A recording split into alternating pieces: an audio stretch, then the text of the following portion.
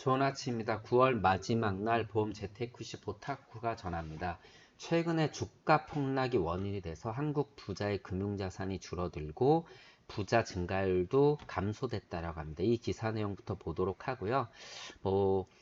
재테크 관련 기사로는 이제 전문가들의 향후 포트폴리오 방향이라든가 그리고 트럼프 탄핵에 대한 이야기 그리고 금융 꿀팁에 대해서도 몇 가지 이야기 드리도록 하겠습니다.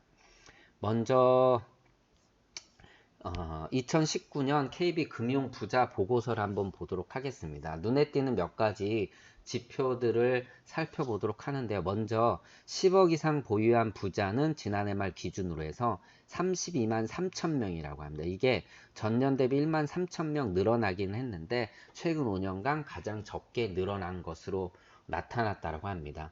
그 이유는 결국은 주식시장이 좋지 않아서고요. 당연히 코스피가 2016년 말 2026에서 2017년 말 2467포인트로 무려 22%가량 증가를 했는데 그 이후에는요 다시 2041포인트로 떨어지면서 어마어마하게 치명적인 영향을 미쳤다라고 합니다. 그래서 이들이 보유하고 있는 금융자산이 총 2017조 원인데 1년 전에 비해서 1.7%나 줄어들었다라고 합니다. 그리고 이 한국 부자 10명 중에 7명은요, 서울, 경기, 인천 등 수도권에 있는 것으로 조사됐고요. 그 외에는 부산, 대구, 경남 순이었다라고 합니다. 그리고 총 갖고 있는 자산 중에 54%가 부동산, 40%가 금융자산이고 그 외에는 골프 회원권, 미술품 등 실물 자산에 포함되어 있다라고 합니다. 그리고 전년 대비해서 부동산은 0.4% 늘어난 반면에 금융자산 2.4포인트 감소했다고 합니다. 그리고 앞으로 어떤 자산에 투자할 것이냐, 어떤 쪽의 포트폴리오를 가장 많이 차지하고 있느냐라고 물어보니까 일단 거주주택이 19.7%, 빌딩 상가가 18%, 유동성 자산이 14% 정도라고 합니다. 그리고 실제 이제 투자 결과를 물어보니까 10명 중에 4명이 투자에 실패한 것으로 보이고요. 가장 큰 투자 결과 그 실패는요. 결국 주식과 펀드가 1, 2위를 차지했다고 합니다. 주식이 56%, 펀드가 25% 정도 순이었고요. 어느 정도 손실을 봤냐고 보니까 주식이 28.1%, 펀드가 27.8%에 달했다라고 합니다. 그리고 아까 이제 그 말씀을 조금 잘못 드렸는데 앞서 말씀드린 거는 포트폴리오 비중이고요. 앞으로도 어떤 쪽에서 가장 수익을 많이 낼 거냐라고 물어보니까 결국은 예상되는 투자 유망처는 1, 3, 2로 다 부동산이 꼽혔고요. 빌딩 상가가 1위, 거주의 주택이 2위, 그리고 거주 주택이 3위로 꼽혔다라고 합니다. 몇 가지 또 은퇴 관련해서 물어보니까 67.7세 은퇴를 희망하고 여행 비용을 가장 많이 쓸 것이다라고 예상을 하고 있습니다. 그리고 10명 중에 4명이 지금 세금을 내더라도 자산을 증여하겠다라고 얘기를 하고 있고요. 가업을 물려줄 거냐라고 물어보는 거에서는 57.4%가 물려줄 것이다.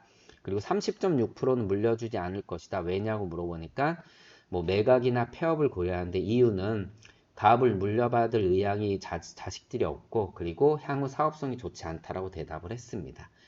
그리고 한국 부자 중 47%는 자산 축적의 원천으로 역시나 사업소득을 뽑았습니다. 그 뒤로는 부동산이고요.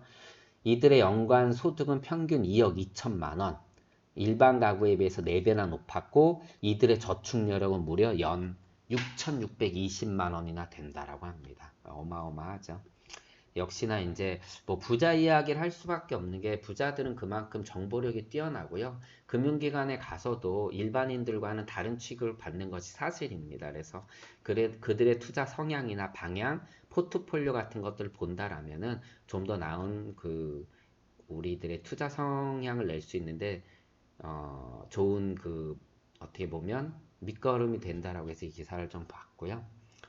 그리고 원금을 잃지 않은 리스크 관리가 최근에 자산 관리하는데 좋은 포인트라고 얘기를 하고 있습니다. 뭐 계속 반복되는 이야기인데 결국은 금융시장의 불안정성이 커지다 보니까 수익성보다는 안정성에 포인트를 잡고 자산 관리를 하는 게 맞다라고 얘기를 하는 거고, 그 중에서도 이 전문가가 얘기하는 것은 리츠 같은 그런 상품에 투자하는 것이 좋다. 왜냐면 리츠 같은 경우는 뭐 부동산에 이제 그 어떻게 보면 그 임대 수익이나 또 매매 차익을 통해서 그 전문가들한테 좀 맡기는 거지 않습니까? 그래서 이런 쪽의 수익이 좀 금융시장의 불안정성에 덜 영향을 받는다라고 해서 리츠를 꼽았고요. 그리고 무역금융 상품에 대해서 이야기를 했는데 이 부분은 조금은 그 어려운 부분이라서 넘어가겠습니다. 그리고 달러, 엔화, 금 같은 안전자산에도 당연히 관심을 가질 필요가 있다라고 얘기를 하고 있습니다. 그리고 금융 꿀팁에 대해서 이야기를 하는데 여러 가지 꿀팁이 있어요. 그 중에서 택시 타고 내릴 때 혹시 우리가 분실물을 두고 내린 경우 정말 막막하죠. 이럴 때 현금으로 결제한 것보다는 신용카드로 결제하는 것이 차질 확률이 높다라고 얘기를 해주고 있습니다. 왜냐하면 신용카드로 결제하면은 교통 정산 사업자의 전산망에 이 차량 정보가 나타난다라고 합니다. 그래서 차량 정보가 나타나게 되면은 그 택시 회사뿐만 아니라 이 그때 누가 운전했는지 이걸 알 수 있기 때문에 그 정보가 남기 때문에 이를 통해서 거꾸로 역추적이 가능하다는 얘기입니다. 그리고 몇 가지 꿀팁 더 얘기를 드리면은요.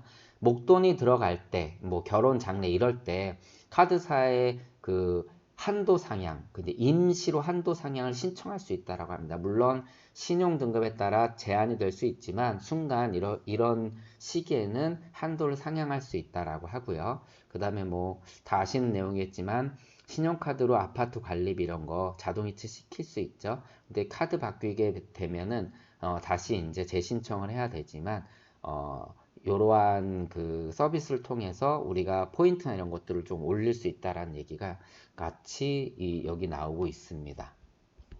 그리고